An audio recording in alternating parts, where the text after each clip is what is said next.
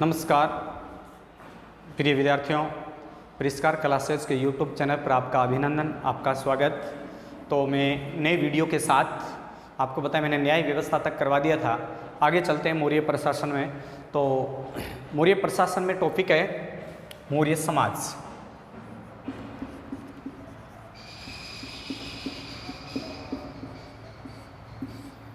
शानदार प्रश्न है, मौर्य समाज। तो आपको पता है मौर्य समाज भाई अच्छा था। मौर्य काल में मौर्य समाज में चारों वर्णों को, कौटिल्य के अर्थशास्त्र में चारों वर्णों का उल्लेख किया गया था। चार वर्ण जैसे ब्राह्मण, क्षत्रिय, वैश्य, शूद्र। चारों वर्णों के अलावा जैसे आपको पता है चांडाल भी होते थे हैं, और रथवार भी होते थे, निषाद वर्ग के लोग जो होते थे, इनका भी उन्होंने उल्लेख किया गया था। तो हम कह सकते हैं कि मौर्य काल में समाज भी अच्छे थे। स्त्रियां स्वतंत्रता समारोह में इतनी तो नहीं थी कि स्त्रियां स्वतंत्रता समारोह में पूर्ण रूप से भाग ले। वैदिक सभ्यता में स्त्रियों का महत्वपूर्ण स्थान था, लेकिन मौर्य काल में समाज में इतनी, हालांकि अच्छा सामाजिक व्यवस्था थी। चारों वर्णों को, कौटिल्य के अर्थशास्त्र में चारों वर्णों को मतलब चार वर्णों में बांट दिया था, और इसमें निषाद, जो चांडाल जो लोग होते हैं, इनका भी उनमें रथ है, इन रथकार, इन लोगों का भी उनमें वर्णन किया गया था। अब आपसे प्रश्न पूछ ले, मौर्य काल में समाज के बारे में यदि बात करें, मौर्य समाज को कौटिल्य ने तो चार, लेकिन मेगस्थनीज की इंडिका में, मेगस्थनीज की इंडिका में, बहुत शानदार क्वेश्चन है। मेगस्थनीज की इंडिका में आपको पता है मौर्य समाज के जातियों को 7 भागों में बांटा। मेगस्थनीज की इंडिका में मौर्य समाज के जातियों को कितने भागों में? 7 भागों में बांट दिया था। 7 भागों में विभाजित कर दिया था। जैसे कृषक होता था, मित्र होता था, योद्धा, शिल्पी, इस तरह मतलब उन्होंने 7 विभागों में बांट दिया था मौर्य समाज को। तो हम कह सकते हैं कि मौर्य समाज को, सामाजिक व्यवस्था को मेगस्थनीज के इंडिका में मतलब 7 जातियों को 7 भागों में बांट दिया था। जैसे शिल्पी होते थे, मित्र होते थे, कृषक होते थे, इस तरह से दार्शनिक, इस तरह से उन्होंने 7 भागों में बांट दिया था। उसके बाद में यदि बात करें तो आपको पता है कौटिल्य के अर्थशास्त्र में वर्णों को 4 भागों में बांटा गया था, लेकिन उसी समय में आपको पता है कौटिल्य के अर्थशास्त्र में दासों को प्रतीक, अप्रतिरथ कहा जाता था। कौटिल्य के अर्थशास्त्र में अप्रतिरथ के नाम से दासों को कहा जाता था। मतलब हालांकि एक कोटेशन आता है कि मौर्य काल में समाज में सामाजिक व्यवस्थाएं बहुत अच्छी थी, लेकिन मेगस्थनीज की इंडिका में मेगस्थनीज ने कहा, मेगस्थनीज, यहां से दोनों कोटेशन आ सकते हैं। मेगस्थनीज ने कहा, बहुत अच्छा क्वेश्चन है, मेगस्थनीज ने कहा कि मौर्य काल में दास प्रथा नहीं थी। कोटेशन आता है, मेगस्थनीज ने कहा कि मौर्य काल में दास प्रथा नहीं थी। दास प्रथा नहीं थी। कौन कह रहा है? कौटिल्य की मेगस्थनीज ने कहा था कि मौर्य काल में क्या नहीं थी? दास प्रथा नहीं थी। लेकिन कौटिल्य ने कहा था अर्थशास्त्र में कि दासों को, मैंने बताया दासों के लिए अप्रतीक शब्द का उल्लेख किया गया था। तो मेगस्थनीज के इंडिका में मौर्य काल में दास प्रथा नहीं थी। एक जगह और कहा गया था, मेगस्थनीज फिर कह रहा है, एक मेगस्थनीज ये भी बात कर रहे हैं, मेगस्थनीज दूसरा कथन कह रहा है, मेगस्थनीज कह रहा है कि भारतीय लोग लेखन कला से अपरिचित थे, मतलब परिचित नहीं थे, लेखन कला के बारे में नहीं जानते थे वो। तो हम कह सकते हैं मेगस्थनीज ने कहा था कि भारतीय लोग लेखन कला से क्या थे? अपरिचित थे। मेगस्थनीज ने कहा भारतीय लोग लेखन कला से अपरिचित थे, या परिचित नहीं थे, परिचित नहीं थे। लेखन कला से वो क्या नहीं थे? परिचित नहीं थे। तो ये भी कोटेशन लगता है, मेगस्थनीज ने कहा था कि भारतीय लोग लेखन कला से क्या नहीं थे? परिचित नहीं थे। अब आपको मेगस्थनीज के बारे में आपको बताएं, ऐसे भी कहा गया था कि मेगस्थनीज इतना ही नहीं, मेगस्थनीज ने कहा था कि भारतीय लोग, ऐसे भी एक इसी के समय में एक पर्सन आता है कोटेशन, फाहियान ने कहा था, एक पर्सन मौर्य काल मान लो गुप्त काल में, फाहियान ने कहा था कि भारतीय लोग घरों में ताले नहीं लगाते थे। ये भी एक कोटेशन आता है कि किस, मलाला की गुप्त काल के समय में कहा गया था। तो फाहियान ने उस समय में आपको पता है पाटलिपुत्र का इनका दौरा किया था। तो फाहियान ने कहा था कि भारतीय लोग शांति प्रिय थे, युद्ध प्रिय नहीं थे, शांति प्रिय थे। मतलब वो मतलब युद्ध घरों अपने घरों में क्या नहीं लगाते थे, ताला नहीं लगाते थे। तो ये मौर्य काल के क्या था, समाज था। तो मौर्य काल में सामाजिक व्यवस्था भी उन समय में क्या थी, अच्छी थी। तो ये भी एक कोटेशन आ सकता है आपके। उसके बाद में आइए आप मौर्य काल में आगे चलते हैं, अर्थव्यवस्था। मौर्य काल में अर्थव्यवस्था। और यदि मैं थोड़ा उसके एक दो लाइन और बताऊं, जैसे मान लो आपको पता है उस समय में रूपा जीवा होती थी। रूपा जीवा समाज में यदि बात करें तो रूपा जीवा किसको कहते थे, मौर्य काल में जो गणिकाएं होती थी, जो वेश्याएं होती थी, उनको रूपा जीवा के नाम से समाज में डाल सकते हो कि मौर्य काल में भी मतलब गणिकाएं होती थी। और गणिका के अध्यक्ष को क्या कहा जाता था, वेश्याओं का अध्यक्ष। गणिका अध्यक्ष आपको पता है, गणिका अध्यक्ष, वेश्याओं का अध्यक्ष। तो उस समय में रूपा जीवा, मौर्य काल में रूपा जीवा गणिकाएं होती थी, उनको वेश्याओं के नाम से जाना जाता था। या ऐसे कह सकते हैं, अब है मौर्य काल में अर्थव्यवस्था। तो मौर्य काल में एक मतलब वार्ता ऐसे एक शब्द इस्तेमाल किया गया था। तो हम कह सकते हैं कि मौर्य काल में भी अर्थव्यवस्था बहुत अच्छी थी। व्यापार वाणिज्य कृषि के क्षेत्र में बहुत अच्छा था। मौर्य काल में व्यापारियों को आपको पता है, श्रेष्ठ व्यापारियों के जो प्रमुख होता था उनको, ऐसे एक प्रश्न आएगा, मौर्य काल में जो व्यापारी होते थे, व्यापारियों के जो गुट होते थे, जिनको गुट को सार्थवा कहा जाता था। क्या कहा जाता था, सार्थवा। ये भी क्वेश्चन आ सकता है, सार्थवा क्या था। तो मौर्य काल में हम कह सकते हैं, मौर्य काल में सार्थवा व्यापारियों के समूह को, या जो कारवा होता था व्यापारियों के समूह को सार्थवा के नाम से जाना जाता था।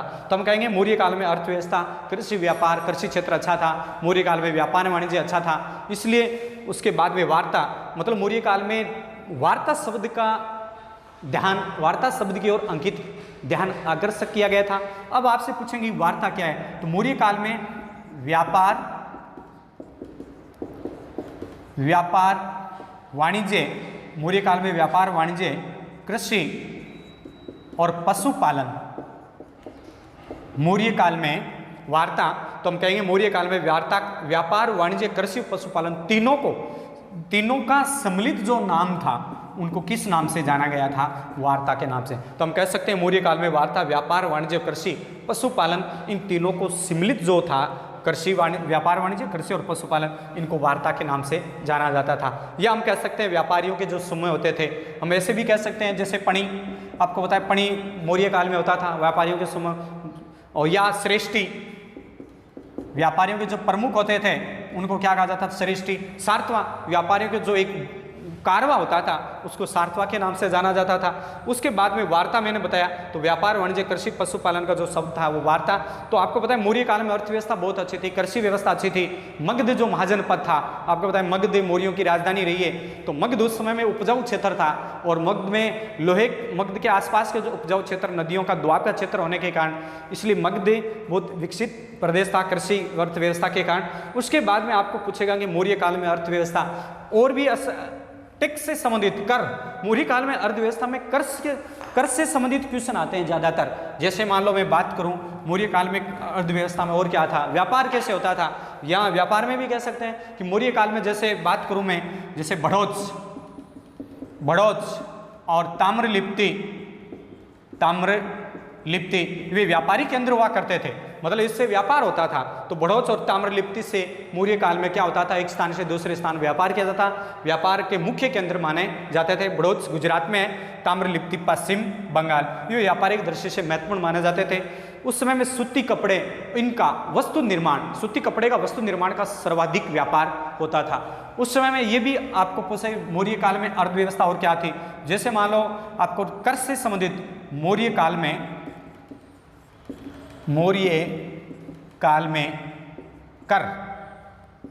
में कर, तो जैसे मान लो प्रश्न आ जाए, जैसे भाग, जो परीक्षा में ज्यादातर आता है, परीक्षा में बहुत बार आता है। तो भाग क्या होता था, भूमि कर होता था। क्या होता था, भाग कर को भूमि कर के नाम से जाना जाता था। और कितना, 1/6। इस पर ध्यान में रखना है, प्रश्न पूछा जाता है। मौर्य काल है, कुतुब जितना भी परसेंट होता था, तो भाग किसको कहते थे, भूमि कर को। और ऐसे आपको पता है भूमि कर लेने वाला, जैसे एक अधिकारी होता था मौर्य काल में, आप ऐसे भी कह सकते हो अक्षपटलक, जिसको बोलते थे महालेखा परीक्षक, महालेखाकार। अक्षपटलक ये कर आय व्यय का विवरण रखता था। तो भाग भूमिकर 1/6 होता था। अक्षपटल एक अधिकारी होता था जिसको महालेखाकार के नाम से जाना जाता था। तो भाग कौन सा कर होता था? भूमिकर। एक ये प्रश्न पिछले वर्ष फर्स्ट ग्रेड में आ चुका है, उद्रक। तो आपको पता है उद्रक सिंचाई कर होता था। क्या होता था? सिंचाई कर क्या होता था? उद्रक कर को सिंचाई कर। तो आपको पता है भाग भूमिकर 1/6, उद्रक सिंचाई कर। उसके बाद में और भी आते हैं प्रणय, जहां से प्रश्न परीक्षा में आ सकता है प्रणय। तो प्रणय का मतलब होता था ये आपातकालीन कर होता था। आपातकालीन क्या होता था? कर होता था। आपातकालीन करों को क्या कहा जाता था? प्रणय कहा जाता था। 4 नंबर हिरण्य। आपको पता है हिरण्य भी एक कर होता था, इसको नगदी कर कहा जाता था। नगदी कर के नाम से जाना जाता था। जैसे भाग भूमिकर, उद्रेक सिंचाई कर, प्रणय आपातकालीन कर, हिरण्य नगदी कर। और भी है जैसे भाग हो गया भूमिकर, उद्रेक सिंचाई कर, प्रणय आपातकालीन, हिरण्य नगदी कर। और इस तरह से एक टेक्स्ट और आता है विष्टि। यहाँ से प्रश्न मैं वही प्रश्न कर रहा हूँ जो परीक्षा में बार बार आ चुके हैं। वही भाग भूमिकर, उद्रेक सिंचाई कर, प्रणय आपातकालीन, हिरण्य नगदी कर, विष्टि बेगार। बेगार का बेगार कर। ये इस तरह के आपको पता है मौर्य काल में कर व्यवस्था होती थी। और भी कर लगते थे, जैसे आपको पता है बिक्री कर भी होता था, बिक्री कर भी कर लगता था। और सेतु बंद सड़कों के ऊपर लगने वाले कर। इस तरह से मौर्य काल में कर व्यवस्था थी। तो ज़्यादातर जो परीक्षा में आते हैं भाग भूमिकर, उद्रेक सिंचाई कर, प्रणय आपातकालिक कर, हिरण्य नगदी कर, विष्टि बेगार कर। ये मौर्य काल में अर्थव्यवस्था के ऊपर क्या लिया जाता था? अर्थव्यवस्था से संबंधित थी। तो ये मौर्य काल में आपके टॉपिक क्या हुआ? अर्थव्यवस्था से संबंधित हुआ। उसके बाद में चलिए आप मौर्य काल में कला। मौर्य काल में कला। मौर्य काल में स्थापत्य। मौर्य काल में कला या स्थापत्य कला कह दो, स्थापत्य कला। तो आपको पता है मौर्य काल में कला और स्थापत्य कला क्या थी? तो इसमें सबसे पहले ये बात ये मानती है कि सबसे पहले कि मौर्य काल में वल्लेदार कुएं बनाए जाते थे, रिंगवेल। मौर्य काल में रंग वल्ले कुएं, वल्ले कुओं का निर्माण। बहुत शानदार क्वेश्चन। मौर्य काल में सबसे पहले वल्ले कुओं का क्या हुआ? निर्माण हुआ। और भी है मौर्य काल में पाषाणों पर लिखने की कला। तो आपको पता है मौर्य काल में स्थापत्य कला, वल्ले कुओं का निर्माण, मौर्य काल में पाषाणों पर पत्थरों पर लिखने की कला। और अब आपसे वो प्रश्न पूछते हैं कि मौर्य काल की एक विशेषता और थी। मौर्य काल में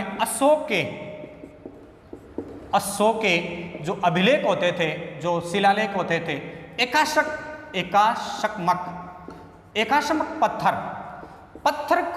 को तराश कर, एकाश्मक पत्थर। आपको बताएं मौर्य काल में अशोक के अभिलेखों में एकाश्मक पत्थर की विशेषता होती थी। पत्थर को तराश कर इसमें मौर्य काल में, और इन्हीं एकाश्मक पत्थरों पर पशुओं की आकृति अंकित होती थी। किसों की? पशुओं की आकृति अंकित होती थी। पशुओं की आकृति अंकित करते थे। तो हम कह सकते हैं वल्ले कुओं का निर्माण, मौर्य काल में पाषाणों पर लिखने की कला, मौर्य काल में अशोक के अभिलेखों पर जो विशेषता थी वो एकाश्मक पत्थर होते थे। पत्थर को तराश कर और पशुओं की उस पर क्या होती थी? आकृति अंकित होती थी। और हम इसको कह सकते हैं कि मौर्य काल में अच्छे हैं कि मौर्य काल को हम साहित्य सर्जन का क्या कहते हैं? काल कहते हैं। साहित्य क्या कहते हैं? सर्जन का काल। उसके बाद में देखिए आप मौर्य काल में पाटलिपुत्र में चंद्रगुप्त का राजप्रसाद का क्या मिलता है? उल्लेख मिलता है। राजप्रसाद का क्या मिलता है? उल्लेख। मौर्य काल में पाटलिपुत्र में चंद्रगुप्त के राजप्रसाद का क्या मिलता है? उल्लेख। इस राजप्रसाद का उल्लेख पतंजलि की पुस्तक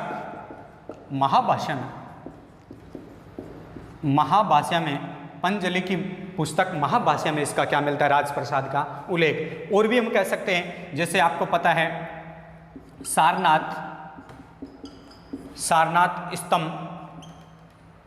स्तूप, तो सारनाथ का स्तूप और सांची का स्तूप, तो ये सारे क्या थे, सारनाथ का स्तूप, सांची का स्तूप, ये मतलब स्थापत्य कला के। और यदि मैं बात करूं जैसे कुम्हार से चंद्रगुप्त के महल मिले हैं। क्या मिले हैं, महल मिले हैं कुम्हार से।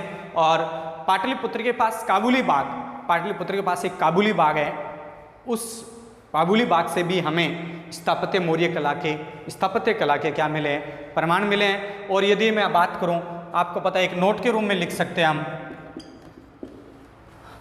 अभिलेखों के माध्यम से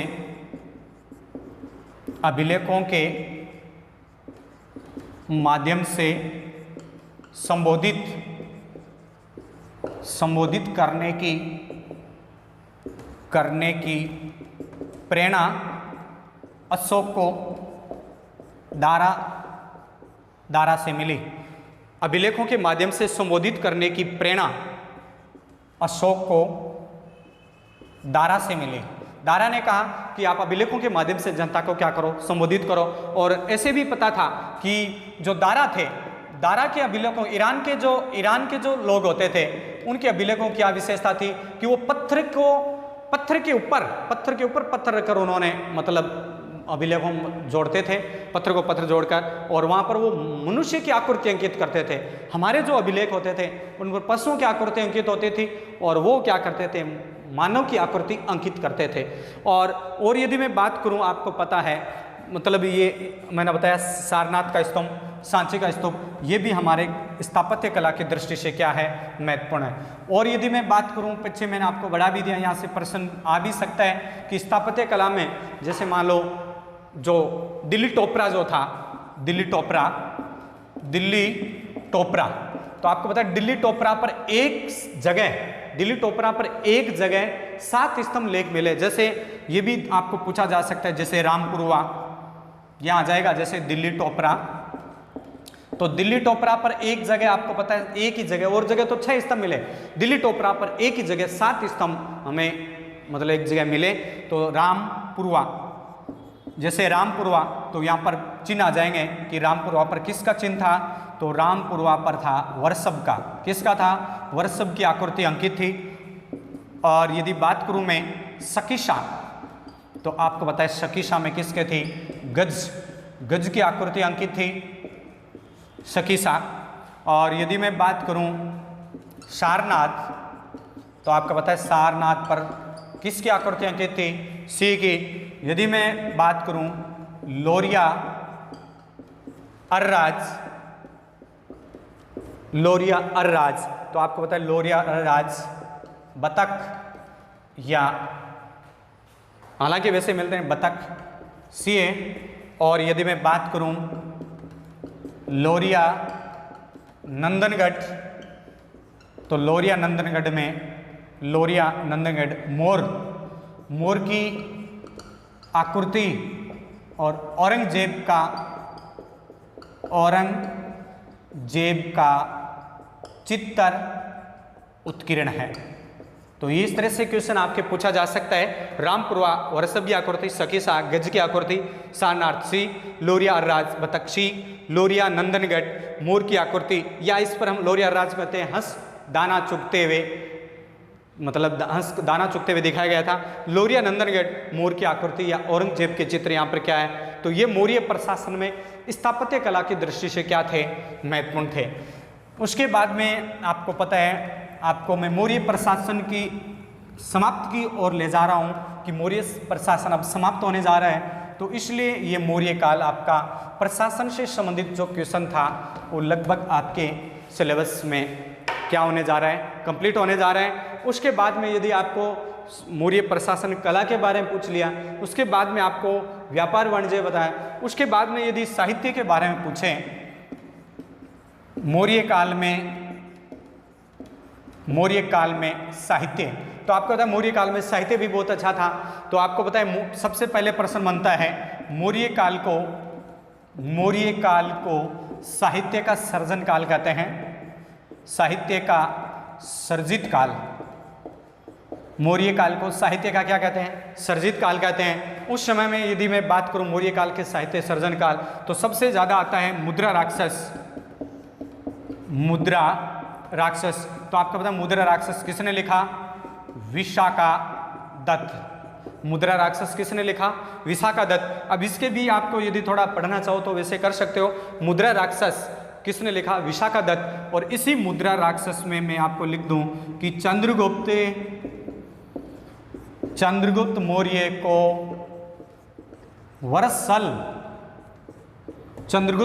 मौर्य को वर्षल के नाम से क्या किया गया था? संबोधित किया गया था। और यदि मैं एक बात और जोड़ दूं यहाँ पर, तो आपको पता है नंदवंश को समाप्त करके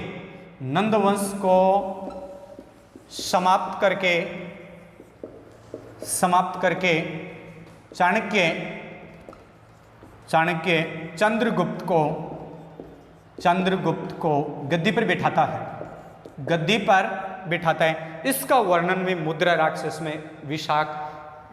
में वर्णन मिलता है जो विशाखा दत्त ने लिखी थी। तो हम कह सकते हैं कि मुद्रा राक्षस विशाखा दत्त के द्वारा रचित गई थी। चंद्रगुप्त मौर्य इसको वर्षल के नाम से संबोधित किया गया था। नंदवंश को समाप्त करके चाणक्य चंद्रगुप्त को गद्दी पर बैठाता है, इसका वर्णन भी मुद्रा राक्षस में किया गया था। उसके बाद में यदि मैं बात करूं और रचना की, तो आपको पता है इसी मौर्य काल में हमें ब्राह्मण ग्रंथों से मौर्य काल में जैसे दीपवंश, महावंश, ये हमें आपको पता है किसके ग्रंथ है? श्रीलंका के ग्रंथ है। ये दीपवंश और महावंश से भी हमें आपको पता है मौर्य काल की क्या मिलती है? मौर्य काल की जानकारी। तो आपको पता है मौर्य काल की इसमें क्या मिलती है? जानकारी। तो ये भी एक मौर्य काल में लिखा गया था। दीपवंश महावंश से श्रीलंका की जानकारी मिलती है। दीपों का इतिहास, महावंश, तो इन दोनों में दीपवंश और महावंश में मौर्य काल की जानकारी मिलती है। और इसी दीपवंश और महावंश ग्रंथ से हमें आपको पता है तीसरी बौद्ध सभा की जानकारी मिलती है। तीसरी बौद्ध सभा की इसमें क्या मिलती है? जानकारी। एक बुद्ध घोष की रचना थी जिसका नाम था समाज पाशादिका, उसमें भी आपको पता है इस मौर्य काल की हमें जानकारी मिलती है। या तीसरी बौद्ध सभा की इसमें क्या मिलती है? जानकारी। और ऐसे आ भी सकता है आपके, जैसे मान लो मैं यदि बात करूं यहाँ से डायग्राम के माध्यम से, तो ये भी क्वेश्चन आ सकता है। ये तो क्या हो जाएगा? सन लिख लो यहाँ पर, सन यहाँ आ जाएगा, स्थान यहाँ अध्यक्ष, और यहाँ पर विषय। तो ये मैंने आपको पीछे बता भी दिया। सन 251 BC में, 251 बिफोर ऑफ क्राइस्ट, 251 इस समय तीसरी क्या हुई थी? बौद्ध सभा हुई थी। आपको पता है तीसरी बौद्ध सभा हुई थी यहाँ पर। तो सन 251 BC बिफोर ऑफ क्राइस्ट। और यदि इसको प्रश्न हो राज्याभिषेक के, अशोक के राज्याभिषेक के, यदि इसको मैं आपको लिखूं अशोक के राज्याभिषेक के 18वें वर्ष तीसरी क्या हुई थी? बौद्ध सभा हुई थी 251 BC में। BC मतलब बिफोर ऑफ क्राइस्ट। स्थान कहाँ हुई? पाटलिपुत्र में हुई। क्यों? इसमें तीसरी बौद्ध सभा की जानकारी में दीपवंश और महावंश से मिलती है। तो सन 251 BC, स्थान पाटलिपुत्र, अध्यक्ष मोगलीपुत्तीश। आने लायक प्रश्न इसलिए मैं बता रहा हूँ। मोगलीपुत्तीश उस समय अध्यक्ष था। और विषय इसमें अभिधम पिटक का क्या किया गया था? अभिधम पिटक का इसमें क्या किया गया था? संकलन किया गया था। और अभिधम पिटक का एक ग्रंथ था कथावथु जो तीस ने लिखा था। तो ये सारे क्या थे? तीसरी। तो हम कहते हैं दीपवंश और महावंश बौद्ध ग्रंथ दिव्यादान, और एक अभिधम पिटक का एक ग्रंथ था अशोकावादान। इससे हमें मौर्य वंश की भी क्या मिलती है? जानकारी। और भी आप इसको समझ सकते हो। यहाँ से प्रश्न आया सन 251 BC, स्थान पाटलिपुत्र, मोगलीपुत्तीश, विषय अभिधम पिटक का संकलन किया गया। और अभिधम पिटक का संकलन करने के बाद में अभिधम पिटक का एक कथा वस्तु जो तिष्य नाम शासक ने लिखा, जो मौर्य अशोक के समय में श्रीलंका के समकालीन क्या था? शासक था। और अशोक के राज्याभिषेक के कौन से वर्ष हुई तीसरी बौद्ध सभा? 18वें वर्ष। उसके बाद में आप और भी ग्रंथ यदि प्रश्न पूछ ले तो आपको पता है भास की रचना स्वपनवासवदत्तम भी यही लिखी गई थी। और भी लिखे पंडित, सॉरी, उसके बाद में यदि मैं बात करूं और भी रचना, सोमदेव के द्वारा रचित कथा सरित सागर, और समेंद्र के द्वारा रचित वृहत कथा मंजरी, कलन के द्वारा रचित कौन सी ग्रंथ, रासतर्गिणी। ये रचनाएं सोमदेव के द्वारा रचित कथा से समेंद्र एक व्यंग्यात्मक कवि था, कश्मीर का रहने वाला, वर्त कथा मंजरी और वलन व्यंग्यात्मक ग्रंथ था ये, और कलन के द्वारा रचित कौन सी पुस्तक, रासतर्गिणी। और इसका भी आपको ध्यान में रखना है, कलन, इसको भी आप डायग्राम के माध्यम से याद कर सकते हो। कलन किसने लिखी, कलन ने रासतर्गिणी लिखी, कौन सी पुस्तक, रासतर्गिणी। और यदि किसके बारे में, अशोक ने एक शहर बसाया था, कौन सा, श्रीनगर। तो आपको ध्यान में रखना है, कलन, रासतर्गिणी, अशोक के बारे में। अशोक ने आपको बताया कौन सा नगर, श्रीनगर, किस नदी के किनारे, झेलम नदी के किनारे। और झेलम नहीं आए तो वितस्ता नदी के किनारे ये शहर बसाया था, कलन, रासतर्गिणी, अशोक, श्रीनगर। एक और आता है इसमें प्रश्न, अशोक शिव का उपासक था। इसी पुस्तक में कहा गया था, कलन, रासतर्गिणी, अशोक ने श्रीनगर शहर बसाया झेलम नदी के किनारे, जिसे वितस्ता कहा जाता था प्राचीन समय में। अशोक शिव का क्या था, उपासक था। तो ये मैंने आपको मौर्य प्रशासन समाप्त की और मैं आपको समाप्त कर दिया है। मौर्य समाज का पतन कैसे हुआ तो आपको बताया। अशोक के बाद में जितने भी शासक हुए, मतलब अशोक ने शासन किया था, 232 ईसा पूर्व में अशोक की मृत्यु हुई थी। जितने भी शासक हुए 50 वर्ष के शासन में, वो सारे कमजोर थे, ब्राह्मण प्रतिक्रियावादी थी, और मतलब शासकों की अत्याचार नीति के कारण या आर्थिक स्थिति के कारण, डीडी कोसा भी कहते हैं, आर्थिक समस्या के कारण, केंद्रीकृत अच्छी नहीं थी, केंद्रीय प्रशासन विकेंद्रित बट गया था। इसके कारण मौर्य साम्राज्य का क्या हुआ था, पतन हुआ था। तो आगामी वीडियो में, तब तक के लिए मेरे को विदा चाहिए। आगामी वीडियो में नए टॉपिक के साथ आएंगे। धन्यवाद।